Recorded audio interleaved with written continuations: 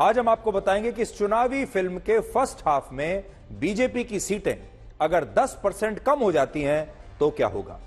पिछली बार जितनी ही रहती हैं सारी सीटें इस बार, तब क्या होगा। और अगर पिछली बार से बीजेपी 10% ज्यादा सीटें जीतेगी तब क्या होगा। लेकिन यह सारा हिसाब किताब लगाने के बावजूद नतीजा एक ही निकल रहा है, और वो आप खुद सोच लीजिए क्या नतीजा है। लेकिन आज सबसे पहले हम आपको यह बताएंगे कि लगातार तीसरे चरण में भी हमारे देश में पिछली बार से कम मतदान हुआ है।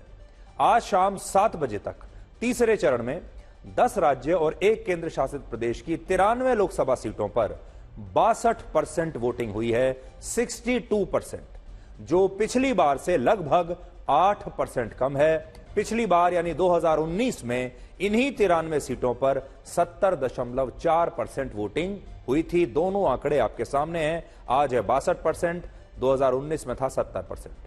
ये आंकड़े शाम 7 बजे के हैं, इसलिए ये वोटिंग परसेंटेज अभी 3 से 4% कम से कम और बढ़ सकता है। और इस हिसाब से भी तीसरे चरण में 65 से 66% के आसपास वोटिंग रहने की संभावना है। पूरे देश में सबसे ज्यादा 75.5% वोटिंग असम में, 74.45% गोवा में, 74% पश्चिम बंगाल में, 69% कर्नाटक में, 67% छत्तीसगढ़ में और 63.5% मध्य प्रदेश में वोटिंग हुई है। जबकि पूरे देश में सबसे कम 55% वोटिंग महाराष्ट्र में, 56.5% बिहार में, 56.6% वोटिंग गुजरात में और 57.5% वोटिंग उत्तर प्रदेश में हुई है। और सबसे बड़ी बात यह है कि अब तक किसी भी चरण में पिछली बार से ज्यादा मतदान नहीं हुआ है। पहले चरण में 102 सीटों पर 66.1% वोटिंग हुई थी, जो पिछली बार से 6.11% कम थी। फिर दूसरे चरण में 88 सीटों पर 66.7% वोटिंग हुई, जो पिछली बार से 5.75% कम थी। और आज भी 93 सीटों पर अंतिम आंकड़े आने तक 65 से 66% के बीच वोटिंग होने की संभावना है, जो पिछली बार से लगभग 5% कम होगी। अभी तक अगर आप देखें तीनों चरणों में वोटिंग 2019 के मुकाबले लगभग 5 से 6% कम रही है। हालांकि अगर हम इन्हीं आंकड़ों की तुलना वर्ष 2014 के लोकसभा चुनाव से करें तो उस समय इन्हीं सीटों पर 65.1% मतदान हुआ था, जबकि इस बार भी उतना ही मतदान हो रहा है जितना 2014 में हुआ था। और इससे यह पता चलता है कि इस बार हमारे देश में लोग उसी अनुपात में वोट डालने के लिए अपने घरों से बाहर निकल रहे हैं जितने वर्ष 2014 में बाहर निकले थे। और वर्ष 2014 में जब देश में 66.4% वोटिंग हुई थी, तब बीजेपी 282 सीटें जीती थी और कांग्रेस ने 44 सीटें जीती थी। जबकि वर्ष 2019 में जब 1% वोटिंग बढ़ गई 67.4% वोटिंग के साथ, तब बीजेपी ने 303 सीटें जीती और कांग्रेस ने 52 सीटें जीती। यानी 2019 में वोटिंग भी ज्यादा हुई, बीजेपी को भी ज्यादा सीटें मिली और कांग्रेस को भी ज्यादा सीटें मिली। आज तीसरे चरण की वोटिंग के साथ जब देश की 52% लोकसभा सीटों पर चुनाव पूरे हो चुके हैं, तब हम आपको आज यह बताएंगे कि इस बार एनडीए 400 पार होगा या नहीं, क्योंकि अब इस फिल्म का फर्स्ट हाफ समाप्त हो चुका है। अब आपको एक अंदाजा आ जाएगा। आज हमने आपके लिए 3 स्थितियां निकाली हैं और आपको आज हम यह बताएंगे कि अगर पिछली बार से बीजेपी की 10% सीटें कम हो जाती हैं या 10% सीटें बढ़ जाती हैं, या फिर पहले 3 चरणों में वो पहले जैसा ही प्रदर्शन दोहराती है बीजेपी, तो वो इस बार कितनी सीटें जीतेगी और क्या एनडीए इस बार 400 पार जा रहा है या नहीं जा रहा है। अब तक के पहले 3 चरणों में भारत की 282 सीटों पर चुनाव हो चुके हैं, जिनमें से पिछली बार 163 सीटों पर बीजेपी और 37 सीटों पर कांग्रेस जीती थी। अगर बीजेपी इस बार भी अपने पुराने प्रदर्शन को दोहराती है तो उसे पहले 3 चरणों की 282 में से 163 सीटों पर जीत मिल सकती है, अगर सब कुछ पिछली बार जितना हो। और अगर उसे 370 सीटें जीतनी है तो फिर बीजेपी को अब बाकी के शेष 4 चरणों की 260 सीटों में से 207 सीटें जीतनी पड़ेंगी और बहुमत के लिए 260 में से 109 सीटें जीतनी होंगी। जबकि पिछली बार बीजेपी ने इन 260 में से 139 सीटें जीती थीं और तब जाकर वो 303 सीटें जीत पाई थी। इसी तरह अगर पहले 3 चरणों में बीजेपी का प्रदर्शन बहुत शानदार रहता है और उसकी सीटें 10% बढ़ जाती हैं, तो इस हिसाब से बीजेपी को पहले 3 चरणों की 282 सीटों में से 179 सीटें मिल सकती हैं, 179, और इसके बाद 370 सीटें जीतने के लिए उसे बाकी की 260 में से 190 सीटें जीतनी पड़ेंगी। यानी अगली 260 सीटें जो अभी अनलॉक्ड है उनमें से 190 सीटें जीतनी होंगी, जबकि बहुमत के लिए 260 में से उसे सिर्फ 93 सीटें जीतनी होंगी। अगर 272 का ही आंकड़ा लेना है तो अब बीजेपी को सिर्फ 93 सीटों की आवश्यकता और है। लेकिन मान लीजिए अगर वर्ष 2019 की तुलना में पहले 3 चरणों में बीजेपी की 10% सीटें कम हो गई और बाकी के 4 चरणों में भी बीजेपी की 10% सीटें ऐसे ही घट जाती हैं, तो भी वो 272 सीटें जीतकर बहुमत हासिल करने की स्थिति में आ जाएगी। पहले 3 चरणों में 10% सीटें अगर कम हो गई तो उसे 282 में से 147 सीट मिलेंगी, और अगर बाकी के शेष 4 चरणों में भी बीजेपी की ऐसे ही 10% सीटें कम होती चली गई तो उसे 260 में से 125 सीटें मिलेंगी, 260 में से 125। और अगर हम इन 147 और 125 सीटों को जोड़ लें तो यह आंकड़ा बनता है 272, जो बहुमत का वही जादुई आंकड़ा है जिससे बीजेपी तीसरी बार अपने दम पर सरकार बना सकती है। अब आज तक के तमाम रिपोर्टर्स पोलिंग बूथ से अपना आंखों देखा अनुभव आपके साथ शेयर करेंगे, इसलिए अब आप अपनी कुर्सी की पेटी बांध कर बैठिए और वो सब आपको ये बताएंगे कि आज की वोटिंग में किसका माहौल था। इस समय मध्य प्रदेश के विदिशा से अशोक सिंघल, गुना से रवीश पाल सिंह, बिहार के मधेपुरा से रोहित सिंह, गुजरात के गांधीनगर से ब्रिजेश दोषी, उत्तर प्रदेश के मैनपुरी से समर्थ श्रीवास्तव, बदायूं से कुमार अभिषेक, महाराष्ट्र के बारामती से विद्या, छत्तीसगढ़ के रायपुर से सुमी केवल पटेल, कर्नाटक के कुलबर्गी से अनघा और पश्चिम बंगाल के मालदा से सूर्याग्नि रॉय हमारे साथ लाइव जुड़ गए हैं। यह रिपोर्टर्स की सबसे बड़ी टीम है इस समय भारत के टेलीविजन पर। विदिशा से अशोक सिंघल से मेरा पहला सवाल होगा। अशोक, मध्य प्रदेश में लोकसभा की 29 सीटें हैं जिनमें से बीजेपी ने पिछली बार 28 जीती थी, एक को छोड़कर। कुछ महीने पहले बीजेपी ने मध्य प्रदेश में चुनाव जीतकर सरकार भी बनाई और मोहन यादव को मुख्यमंत्री बनाया। अब मध्य प्रदेश में लोग जब वोट करने के लिए आ रहे हैं तो ये सब मुद्दे थे। पहले आप खुद विदिशा में थे जहां शिवराज सिंह चौहान चुनाव लड़ रहे हैं, लेकिन मध्य प्रदेश में इस बार ये सुस्ती क्यों नजर आ रही है और आज आपने दिन भर क्या देखा? देखिए, सुस्ती की अगर बात की जाए इसके पीछे कोई ऐसा कारण नहीं है, क्योंकि एक तो गर्मी बहुत ही सुधीर, शहरी वोटर जो है जनरली बहुत कम निकलता है, आराम से निकलता है, लेकिन गांव में देखा गया कि बहुत लंबी लंबी लाइनें लगी हुई थी पहले की तरह। और पिछली बार और 2014 की बात की जाए थोड़ा उत्साह था लोगों में। इस बार ये बात सच है, उतना उत्साह नहीं है वोटों को लेकर के, क्योंकि पहले फेज और सेकंड फेज में भी उतना जो पोलिंग प्रतिशत नहीं हुआ जितना पहले हुआ था। और इस बार भी ऐसे ही आंकड़े अभी तक आए। हालांकि फर्स्ट फेज और सेकंड फेज के कुछ दिनों के बाद जो इलेक्शन कमीशन ने आंकड़े जारी किए उसमें कुछ प्रतिशत, 6% के करीब ज्यादा आंकड़े सामने आए। और इस बार भी 1-2 दिन के बाद या जब भी इलेक्शन कमीशन जारी करेगा तो उसमें फिगर कुछ और बढ़ सकता है, कुछ प्रतिशत और बढ़ सकता है। लेकिन सुधीर, मैंने कई जगह ये भी देखा कि लाइनें लगी हुई थी। अगर गांव ग्रामीण इलाके थे या छोटी जगह थे, शहरी इलाकों में थोड़ा कम था, लेकिन इसका कतई ये मतलब नहीं है कि ये कम वोट होना किसी के खिलाफ जा रहा है या किसी के पक्ष में जा रहा है, क्योंकि ये बार बार हम लोग चर्चा भी कर चुके हैं। पहले फेज में भी चर्चा की, सेकंड फेज में भी चर्चा की। और जहां तक मुद्दों की बात है सुधीर, लाडली बहना, चाहे वो विधानसभा के चुनाव थे या लोकसभा के चुनाव है, विदिशा में मैंने देखा आज भी तो लाडली बहना वाले जो शिवराज सिंह चौहान है वो वहीं से चुनाव लड़ रहे हैं जहां आप खड़े हैं, तो क्या उन्हें पूरा फायदा मिल रहा है इसका वहां? जी देखिए, लाडली बहना के साथ साथ सुधीर, प्रधानमंत्री मोदी की जो गारंटी है, जो विकसित भारत की बात है, मोदी की एक जो छवि है, मोदी का जो नाम है, जो केंद्र सरकार की योजनाएं हैं, वो तमाम चीजें भी शिवराज सिंह ही नहीं, पूरे मध्य प्रदेश में बाकी कैंडिडेट को भी फायदा हो रहा है उसका। और शिवराज सिंह चौहान जो है, अगर उनका रथ है, चुनावी रथ है, उसके ऊपर लाडली बहनों के साथ साथ प्रधानमंत्री मोदी के जो गारंटी है उसका भी चर्चा कर रहे हैं। और सबसे पहले तो वो प्रधानमंत्री मोदी की गारंटियों का चर्चा करते हैं, उनकी योजनाओं की चर्चा करते हैं जो सेंट्रल गवर्नमेंट है।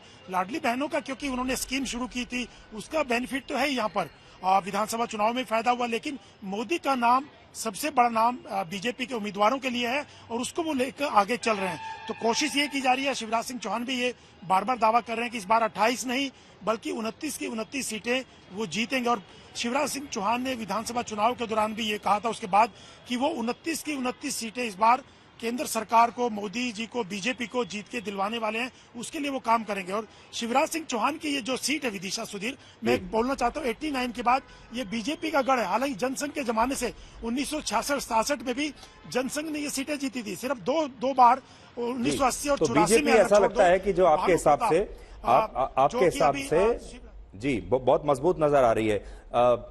अशोक, मैं अब गुना लेकर चलना चाहता हूं अपने दर्शकों को। गुना से हमारे साथ रविश पाल सिंह हैं और गुना से ज्योतिरादित्य सिंधिया का यह इलाका है। रविश, आप हमें बताइए कि वहां से आपको मध्य प्रदेश की ये पूरी राजनीति और जहां जहां आज मतदान हुआ है ये कैसा दिख रहा है?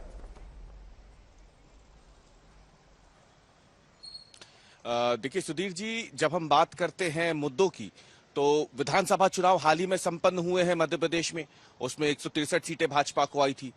तो हाल ही में जब विधानसभा चुनाव संपन्न हुए और भारतीय जनता पार्टी ने प्रचंड बहुमत के साथ जब अपनी सरकार बनाई, तो उसके कुछ ही महीनों बाद हुए लोकसभा चुनाव में जनता का मूड बदलेगा या जनादेश बदलेगा, इसके आसार गुना में भी आज कम ही दिखे। मैं गुना लोकसभा सीट पे हूं, यहां पे कुल 8 विधानसभा सीटें आती हैं, जिनमें से 6 विधानसभा सीटों पे भाजपा ने जीत दर्ज की थी हालिया विधानसभा चुनावों में।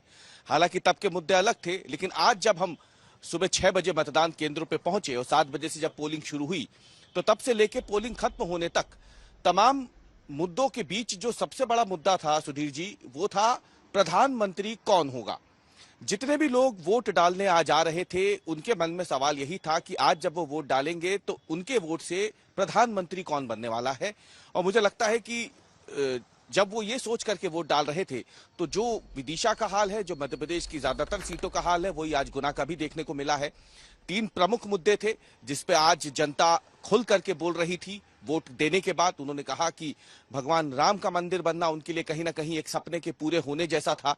बड़ी संख्या में बुजुर्ग जो वोटर्स थे, उनके मन में इस बात को लेकर अगाध श्रद्धा थी और वो इस बात को लेकर तो एक फैक्टर राम मंदिर हो गया, मैं समझ गया, एक फैक्टर राम मंदिर हो गया, और 2 फैक्टर कौन से थे? जी, दूसरा सबसे बड़ा फैक्टर था कि मध्य प्रदेश में विधानसभा चुनाव में लाडली बहना योजना का जबरदस्त फैक्टर था जो सामने आया और उसकी वजह से बीजेपी ने एक बड़ी जीत हासिल की। जी, लोकसभा चुनाव में भी वो कई विधानसभाओं के हिसाब से अगर देखे जाए तो हर विधानसभा में 10 से 15 हजार वोट इसके नाम पे पड़ने के आसार जताए जा रहे हैं। और तीसरा सबसे बड़ा फैक्टर है, जब विधानसभा चुनाव में भारतीय जनता पार्टी ने नारा दिया था एमपी के मन में मोदी, मोदी के मन में एमपी, वही नारा लोकसभा चुनाव में भी दिख रहा है। एक लोग रविश एक सवाल, जितनी सीटें बीजेपी ने मध्य प्रदेश में पिछली बार जीती थी, क्या उतनी ही जीत रही है बीजेपी इस बार भी? कम तो नहीं होगी या बराबर होगी या नुकसान हो रहा है? देखिए सुधीर जी, अगर अभी तक के हम आंकड़ों पे नजर डालें, अभी तक का जो वोटिंग का प्रतिशत रहा है और आज जो ये थोड़ा सा बड़ा है पिछले चरण के मुकाबले में, इसमें जो वर्तमान स्थिति है, जहां पे वही वर्तमान स्थिति जो है वो बनी हुई दिखाई दे रही है, यानी कोई बहुत बड़ा फेरबदल होगा। मैं समझ गया आपकी बात, कोई बहुत बड़ा फेरबदल नहीं है और पिछली बार की तरह इनका, हमारे जो मध्य प्रदेश में हमारे जो 2 संवाददाता हमारे साथी जो बता रहे हैं कि मध्य प्रदेश में हो सकता है उतनी ही सीटें बीजेपी को मिलें जितनी पिछली बार थी, यानी 1 ही सीट पिछली बार बीजेपी हारी थी, इस बार भी ऐसा ही लगता है। हम आपका परिचय अपने बहुत ही खास मेहमान से कराना चाहते हैं। हमारे साथ हैं इस समय प्रदीप गुप्ता, जो कि चेयरमैन और मैनेजिंग डायरेक्टर हैं एक्सिस माई इंडिया के, देश के इस समय सबसे बड़े चुनावी एक्सपर्ट हैं और ये जो भी बोलते हैं उसी को लेकर ये ट्रेंड होना शुरू हो जाते हैं। तो प्रदीप जी, आपका बहुत बहुत स्वागत है। ट्रेंड होने के लिए और ट्रोल होने के लिए तैयार हैं आप?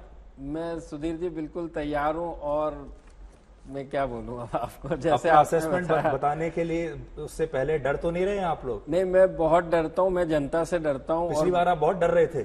मैं बड़ी विनम्रता से लोगों को हमेशा ये कहता हूं कि देखो, एक्सिस माई इंडिया जो है हमेशा पोस्ट पोल स्टडी करती है, तो अभी करीब करीब आधे लोकसभा सीटों पर चुनाव हो चुके हैं, आधों के करीब करीब बाकी है। तो मैं ये कहता हूं कि पिक्चर अभी बाकी है, थोड़ा और इंतजार करते हैं नंबरों के लिए। नंबरों इंटरवल हुआ है, हमने फर्स्ट हाफ देख लिया है फिल्म का, और अभी इंटरवल के बाद सेकंड हाफ देखने वाले हैं। लेकिन मैं आपसे बात करूंगा, एक बार जल्दी से रायपुर चलते हैं और सुमी पटेल हमारे साथ हैं। और सुमी, आप हमें बताइए, रायपुर से छत्तीसगढ़ की जो तस्वीर है इस समय कैसी दिख रही है आपको?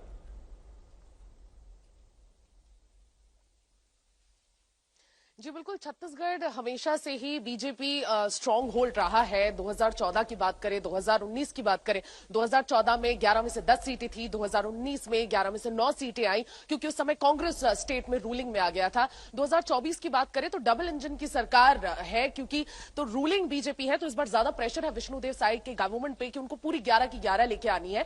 पिछले बार देखा जाए तो बस्तर की जो ट्राइबल सीट है और कोरबा की ट्राइबल सीट, ये दोनों कोरबा की जो सामान्य सीट है, ये दोनों कांग्रेस के पल्ले पर गई थी। लेकिन इस बार भारतीय जनता पार्टी काफी स्ट्रांग नजर आई और यह है कि कांग्रेस काफी धाराशायी नजर आई। कांग्रेस को जो कैंडिडेट थे बड़े अच्छे से उतारे गए थे, कास्ट इक्वेशन को ध्यान में रखते हुए उतारे गए थे, लेकिन जो लैक ऑफ प्रिपेयर्डनेस देखी गई कांग्रेस में वो काफी ग्राउंड लेवल पर भी महसूस की गई। लेकिन रिजर्वेशन एक बहुत बड़ा मुद्दा बनकर उभरा कि रिजर्वेशन को खत्म कर दिया जाएगा कि नहीं, ये एक बहुत बड़ा प्रश्न था जो लोगों के मन में था। लेकिन इससे भी बड़ा मुद्दा जो उभर के आया वो श्री राम का था, मोदी का था।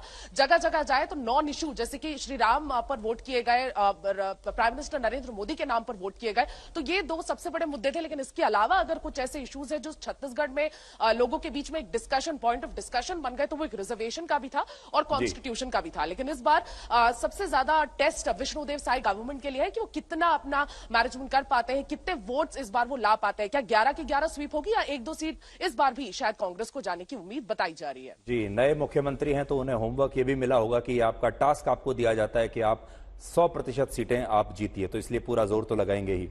इससे पहले कि हम पश्चिम बंगाल चलें, मालदा चलें, सूर्याग्नि रॉय के पास, एक सवाल हम प्रदीप जी से जानना चाहेंगे। प्रदीप जी, जब चुनावी एक्सपर्ट से बात करते हैं और कई लोगों से विपक्ष में बात करते तो कहते हैं कि अरे राम मंदिर का तो मुद्दा चल ही नहीं रहा है, शुरू में ऐसा ही लगा।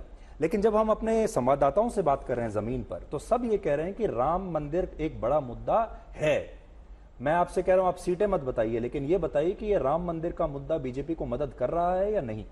देखिए सुधीर जी, कोई भी जो मुद्दे होते हैं इंक्लूडिंग राम मंदिर के मुद्दे, वो कितने लोगों के जीवन को प्रभावित करते हैं उसके ऊपर निर्भर करता है। रह गई बात राम मंदिर का मुद्दा बीजेपी के पॉइंट ऑफ व्यू से, तो बीजेपी का जो वोटर है, सबसे बड़ा जो चंक है जो वोटरों का, बीजेपी के वोटर के भी अंदर बीजेपी का वोटर, उसको राम मंदिर का मुद्दा जरूर प्रभावित करता है इन द सेंस, क्योंकि 1980 और 85 के बाद से लगातार बीजेपी ने ये मुद्दे को उठाया था और उन्होंने अच्छी खासी उसमें प्राण प्रतिष्ठा होने के बाद, राम मंदिर बनने के बाद सफलता भी हासिल की। परिवार में इस मुद्दे ने जगह पहले ही बना ली थी।